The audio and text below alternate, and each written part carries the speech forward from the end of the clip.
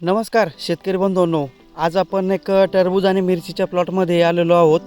आणि टरबूज आणि मिरचीच्या प्लॉटमध्ये आपण एक वेगळा जुगाड केलेला आहे, जो की जेव्हा टरबूजचा जो प्लॉट असतो तो पूर्णपणे फिट होत असतो आणि मिरचीला त्या पिरियडमध्ये आपल्याला फवारणी करू शकत नाही.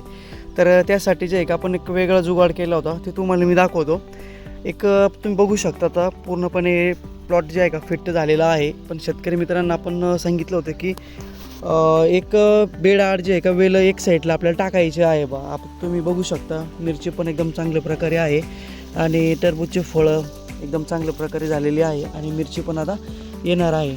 तर तुम्ही बघू शकता की या बेडचे समजा पाला आपण जो बेडचे जे वेलं होते ते इकडच्या साईडला टाकले होते आणि पलीकडचे जे बेडचे वेलं होते ते इकडच्या साईडला टाकले होते.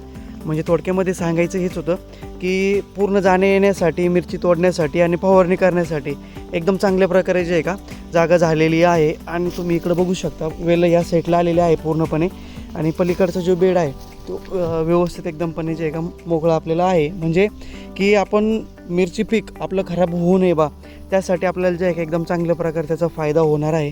तुम्ही बघू शकता एकदम चांगल्या प्रकारे फळ सेटिंग वगैरे जी आहे ती झालेली आहे आणि मिरचीचे जे पीक आहे एकदम चांगल्या प्रकारे कंडिशनमध्ये आहे. शेतकरी मित्रांनो, तुम्हाला हा जुगाड कसा वाटला कमेंट बॉक्समध्ये जरूर करा आणि जर आपला प्लॉट असेल तर निश्चित हा प्रयोग करून बघा, 100% याचा फायदा आहे. धन्यवाद.